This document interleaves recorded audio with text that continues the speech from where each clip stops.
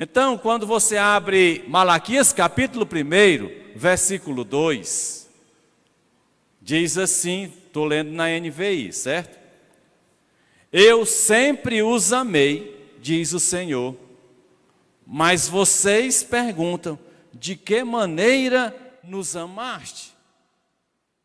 Olha só, Deus está dizendo para o ser humano, aqui especificamente, dizendo para um povo que foi escolhido, está dizendo para um povo da promessa, para o povo da primeira aliança, ele está dizendo e se repete com cada ser humano, acontece comigo, com você, muitas vezes, ele dizendo assim, eu sempre os amei. Deus nunca desejou o mal do homem, porque num Deus santo, no Deus que o amor transborda, Ele mesmo diz na sua palavra, que de uma mesma fonte não sai água doce e água amarga. Então a natureza de Deus é amor, mas Ele é santo, e a sua santidade não lhe permite conviver com a impureza. Quando o ouro está sendo tratado e dentro dele há impureza, a peça fica danificada, fica frágil e ela não vai ter o seu objetivo. Então ele diz, eu sempre os amei, mas muitas vezes o que está aqui o profeta dizendo, nós dizemos também, tem certeza, Senhor, que Tu nos amaste? De que maneira Tu nos amaste? Está vendo a minha situação? Estou indo para o hospital, estou desempregado, não casei até hoje. É desse jeito que Tu nos ama? Porque nós estamos retornando para o Senhor o nosso orgulho.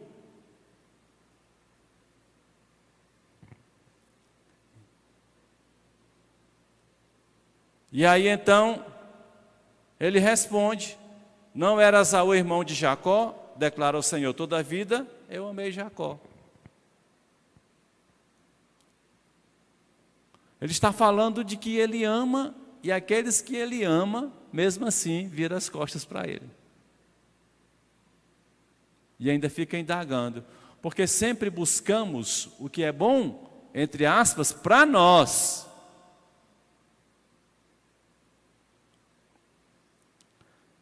Aí quando nós continuamos, nós vamos perceber que Deus chega e diz, eu sempre amei vocês, mas vocês têm profanado o culto. Vocês têm feito um culto errado. Vocês não têm sido fiéis. Os sacerdotes não estão sendo fiéis. Os sacerdotes do Antigo Testamento são os pastores de hoje. E o pessoal está fazendo confusão hoje com uma coisa tão simples. Não há hierarquia. Deus levanta pastores para cuidar de rebanho. Só quem cuida de rebanho é pastor.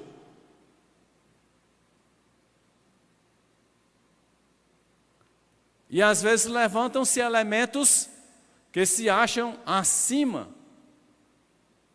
de quem está na responsabilidade de levar a carga, o peso do rebanho, que é o pastor. Mas fica acima não para a carga, mas para ser, entre aspas, chamado de honrado. Nós temos que honrar aqueles que têm uma posição acima. E vão criando posições. Vamos perceber na palavra de Deus que tudo isso é falho. Então tem sido profanado o culto. No capítulo 2, no verso 2, diz assim, se vocês não me derem ouvidos e não se dispuserem a honrar o meu nome, diz o Senhor dos Exércitos. Lançarei maldição sobre vocês e até amaldiçoarei as suas bênçãos. Aliás, já os amaldiçoei, porque vocês não me honram de coração. Eles estão falando a respeito de honra. Não é carregar a Bíblia debaixo do braço, não é falar bonito no microfone, não é andar todo arrumado, não é ser popular que está dizendo que estamos honrando o Senhor, não, viu? Aliás, uma coisa não se confunde com outra. Honrar o Senhor é ser fiel a Ele, reconhecer quem Ele é, o seu senhorio.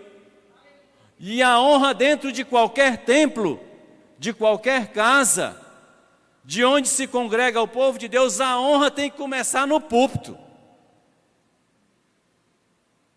Mas tem muitos servos de Deus que são fiéis ao Senhor, viu? Mas são os milhares por aí. E aí eu não posso dar crédito a alguns que se desviam. Mas eu fico observando os milhares daqueles que nessas terras longínquas desse planeta são fiéis ao Senhor, que Ele tem levantado. Então ele fala a respeito disso, daqueles que não honram. E vem um problema sério, vou dizer para vocês. Se o púlpito onde você está não honra o Senhor, quando eu estou falando do púlpito é figurado. É o pastor que cuida, que está por trás dele, certo? Se o pastor não honra o Senhor, o que não é bom reflete nas ovelhas. Por isso a gente tem que tomar cuidado. Por isso a gente tem que estar preocupado. Por isso é que a gente tem que examinar. Não é errado você investigar a vida daquele a quem você está dedicando ao Senhor como sendo o seu pastor. Não é errado. É errado você fazer juízo dele. É errado você condenar sem conhecer. É errado você abrir a boca e falar mal dele. É errado. Mas investigar, saber se ele não bate na sua mulher. Alguns irmãos chegaram para a Sônia para olhar os braços dela, ver se não tinha uma mancha aí, alguma coisa, não é para saber. Porque tem homem que gosta de bater em mulher, viu? Eu não sei onde tirou isso da cabeça. Todo dia a gente vê uma mal notícia dessa, horrível, que nós vamos já ver aqui na palavra do Senhor tratando disso, né? Verso 7. Porque os lábios do sacerdote devem guardar o conhecimento. Olha, os lábios, a palavra de um sacerdote, a palavra de um pastor, deve guardar o conhecimento, meus queridos, mas é o conhecimento da palavra, que deve meditar dia e noite.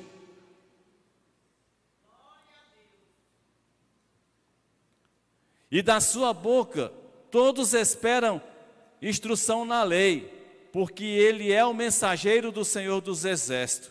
Mas vocês se desviaram do caminho e pelo seu ensino causaram a queda de muita gente. No Brasil, muitos lá no início da colonização, que na época que o Brasil está sendo descoberto, entre aspas, é a mesma época que está havendo uma manifestação na Europa, reforma, insatisfação, mas o pessoal que vem para cá, vem trazendo um ensino que não corresponde à verdade da palavra de Deus, ainda que tragam alguns exemplares da Bíblia, noutra língua. Se eu chegar aqui para vocês, abrir a Bíblia em hebraico, começar a falar em hebraico, orar em hebraico, pregar em hebraico, o que vocês vão entender? Nada, ainda que seja a palavra de Deus.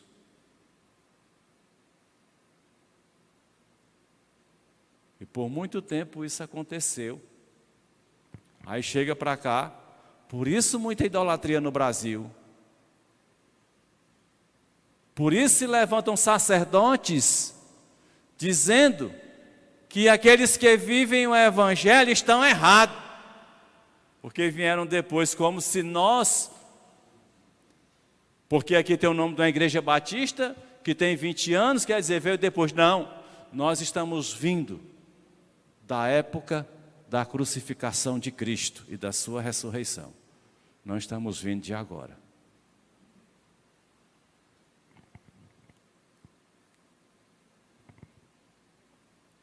Por isso eu fiz, verso 9, por isso eu fiz que fossem desprezados e humilhados diante de todo o povo, porque vocês não seguem os meus caminhos, mas são parciais quando ensinam a lei. A Bíblia ela é o que é, e não tem esse negócio de dar uma ajudinha.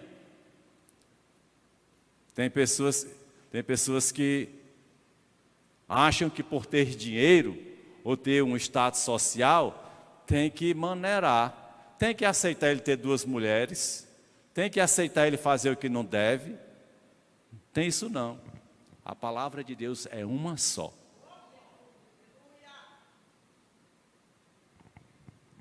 Ele disse que não aceita o culto de vocês. Por quê? Lá em Malaquias 2, capítulo 10, ele está falando da profanação. Dentro desse texto aqui, quando você lê em casa, uma das profanações para o Antigo Testamento é que era para levar o animal perfeito e estava levando um animal defeituoso. O animal defeituoso, o preço dele era mais baixo. Aí queriam levar para Deus o que era de menor valor. Olha, Deus não aceita qualquer coisa não. Por isso Ele não aceita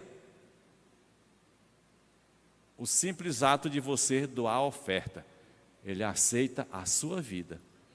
O que é perfeito em você é o teu espírito recriado em Cristo Jesus. Esse Ele aceita. É só o que Ele aceita. O culto Ele só vai aceitar daquele que é recriado e é a imagem de Jesus Cristo. Ele não aceita o culto de outro. Aí Malaquias 2,10 diz: não temos todos o mesmo Pai? Não somos todos criados pelo mesmo Deus? Por que será então que quebramos a aliança dos nossos antepassados, sendo infiéis uns com os outros? Judá tem sido infiel, uma coisa repugnante, versículo 11, foi cometida em Israel e em Jerusalém. Judá desonrou o santuário que o Senhor ama. Homens casaram-se com mulheres que adoram deuses estrangeiros. A coisa mais fácil que eu já vi na minha vida, desculpem as mulheres, viu? Eu tenho um grande respeito por mulheres, porque eu sou filho de uma grande mulher e sou casado com outra. Mas na hora que a mocinha arranja um cara que gosta de um forró-bodó, de uma bebidinha e de um negócio diferente, a primeira coisa que ela faz é acompanhar ele. Me desculpem.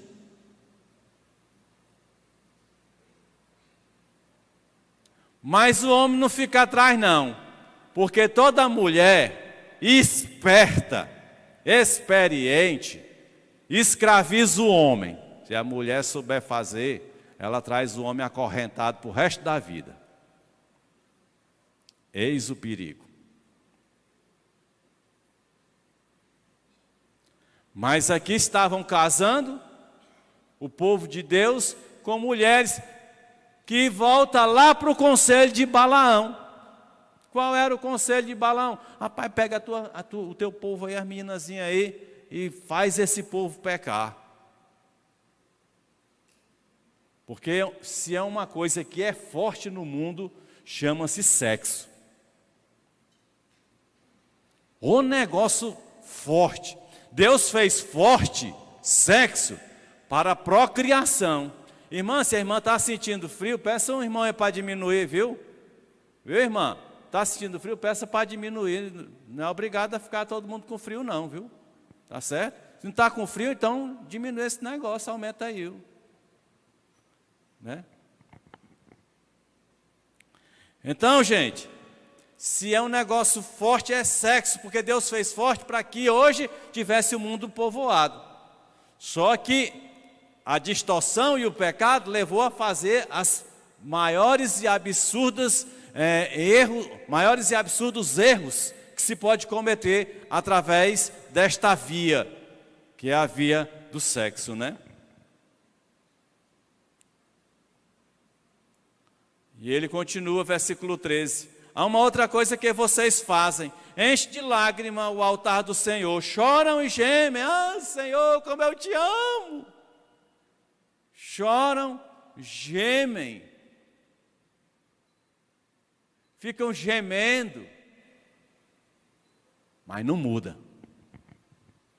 Eu estou cansado de ver muitas pessoas chorando, querendo atingir o coração de Deus, sem mudança de procedimento. Vai atingir? Nunca.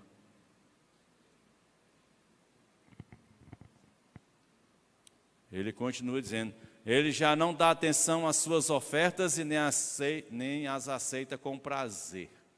Não dá atenção. O pessoal acha que dar oferta, contribuir, vai agradar a Deus. Não vai. Vocês ainda perguntam por quê?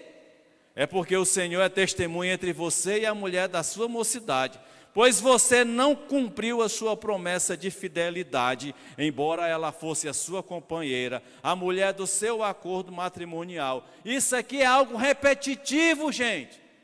E a gente que é nordestino acha que tem o direito aqui do Brasil de estar tendo não sei quantas mulheres, e no mundo todo tem isso. Mas eu quero dizer uma coisa para vocês: todo homem que deixa sua casa e vai atrás de outra, o fim da sua vida é triste.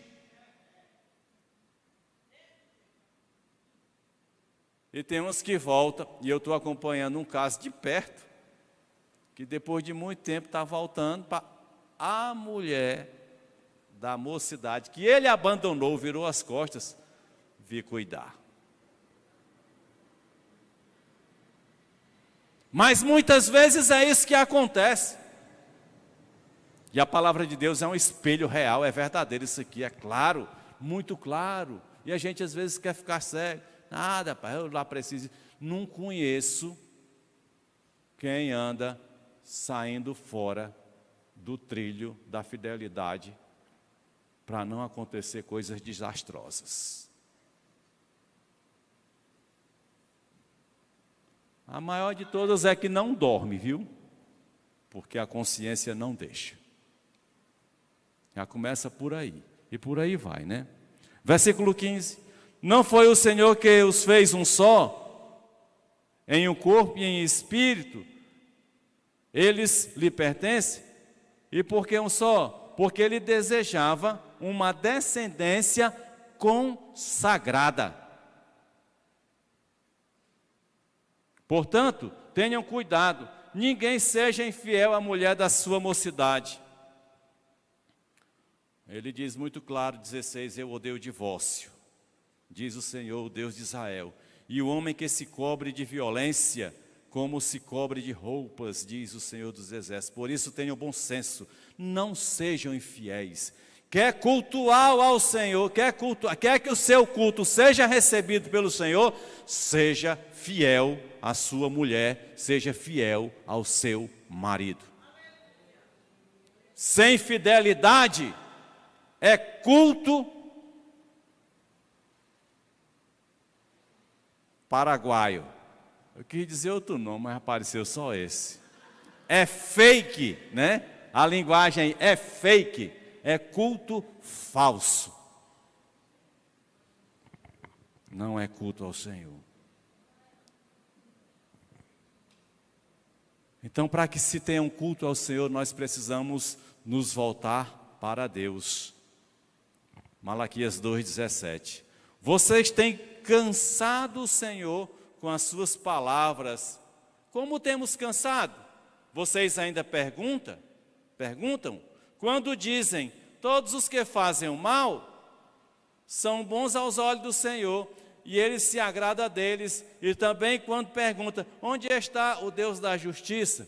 A gente fica olhando para o que o mundo está fazendo, e a gente diz, rapaz, bom é o pessoal lá fora, tu viu? Cresce, ganha dinheiro, tem carro, tem lancha, tem iate, vive viajando o mundo inteiro, vive fazendo isso e aquilo outro, e não tem nada a ver com Deus, mas aí Deus está ajudando. Vocês vão ler várias vezes na palavra de Deus que Ele diz que aqueles que não querem nada com Ele, Ele ainda endurece mais o coração, para que piore as suas atitudes. E Ele ainda alimenta mais, para no dia do juízo, a pessoa não ter como que dizer, não, Senhor, eu pensei que estava certo. Apartai-vos de mim, malditos. Malaquias 3, continuando nesse mesmo ponto, de se voltar para Deus, para que o culto seja um culto abençoado, Malaquias 3, a partir do 1, diz assim, vejam, enviarei o meu mensageiro, que preparará caminho diante de mim, e então de repente o Senhor que vocês buscam virá para o seu templo, o mensageiro da aliança, aquele que vocês desejam virá. Todo mundo quer que Deus venha, todo mundo quer que Jesus volte, mas preste bem atenção. Diz o Senhor dos Exércitos, mas quem suportará o dia da sua vinda? Quem ficará de pé quando ele aparecer? Porque ele será como fogo do ourives e como sabão do lavandeiro. Sabe o que é o fogo do ourives? É um fogo que ele pega ali aquele elemento e ele começa a queimar, e o bicho fica mesmo que um óleo. Quando eu estava com a Sônia, a gente foi visitar uma loja de vidro, de fazer vidro, e a gente viu, o vidro ele é duro, né, assim e tal, e a gente viu a fornalha, e parecia o vidro um líquido. O poder do fogo derrete. O poder do fogo vai derreter muita gente, porque tem se virado contra o Senhor. E muita gente está, tomara que Deus volte logo. Cuidado com o que a gente está dizendo. Porque a gente deve dizer assim, Senhor, tem misericórdia da minha vida hoje e amanhã. Me guarda, para que eu não faça aquilo que te desagrada. Aí tem muita gente, não, quero que Deus venha logo e agora. Vem para quê? Para tu ir para o inferno? Esse é o perigo. Esse é o perigo. Ele se sentará como um refinador e purificador de prata. Purificará os levitas e os refinará como ouro e prata. Assim trarão ao Senhor ofertas com justiça. Então, as ofertas de Judá e de Jerusalém serão agradáveis ao Senhor como nos dias passados, como nos tempos antigos. Ele diz no versículo 5, eu virei a vocês trazendo juízo, sem demora vou testemunhar contra os feiticeiros.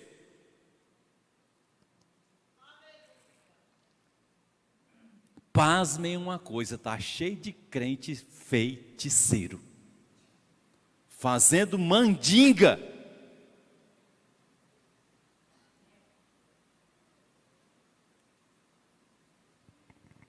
Eu já vi gente pedir peças, fotos e coisas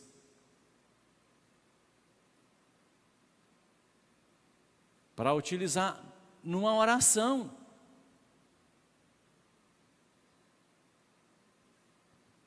Não precisa nada disso. Nós somos orientados errado a fazer isso. Porque a palavra de Deus, basta uma palavra dele em qualquer parte do universo. E o comando da palavra muda as circunstâncias.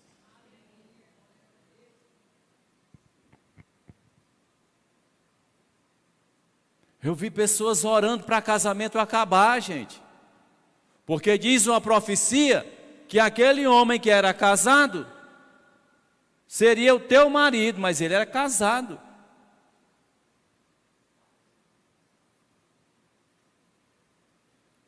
Falta de conhecimento da palavra. Eu estou falando do que eu conheço, não é do que eu ouvi falar, não. Nessa minha jornada aqui, já vi, vocês nem imaginam. O pessoal acha que eu sou inocente, que eu não sei de nada, porque eu vivo trancado num quarto hoje, morando com a mulher, né? Mas eu já vi coisas que arrepiam meus cabelos. Não arrepia mais porque eu não tenho. Aí ele continua falando. Então as ofertas de Judá e Jerusalém serão agradáveis ao Senhor. Versículo 5. Sem demora vou testemunhar contra os feiticeiros, contra os adúlteros. Ele bate demais nessa tecla. Deus, viu? Esse negócio de adultério é sério, gente. Sério, adultério só traz desgraça. Mas eu desafio um homem casado que não chegou a ouvir, rapaz, a tua mulher nem vai saber. Eu desafio. Aí você, às vezes, assim, é mesmo. Nem precisa ela ficar sabendo. O grande problema é o que o Senhor do Universo sabe tudo. Aí acabou de vez, né? Melhor era a mulher saber e o Deus não saber, porque a mulher é mais fácil perdoar, né? Mas todo pecado tem consequência. Então ele fala de adultérios, contra os que juram falsamente, contra aqueles que exploram os trabalhadores em seus salários. Foi pego recente aí aqui no Brasil, o Ministério do Trabalho, os auditores, invadiram com a Polícia Federal e tudo, pegaram lá no sul, um grupo de pessoas sendo escravizadas. Mas tem escravo, a gente nem imagina a quantidade de escravos que tem nesse país. No Pará, no Amazonas, no sul. Sabe quanto foi? Não vou dizer o nome das empresas não, mas sabe quanto foi a multa? 17 milhões. A multa por dano moral.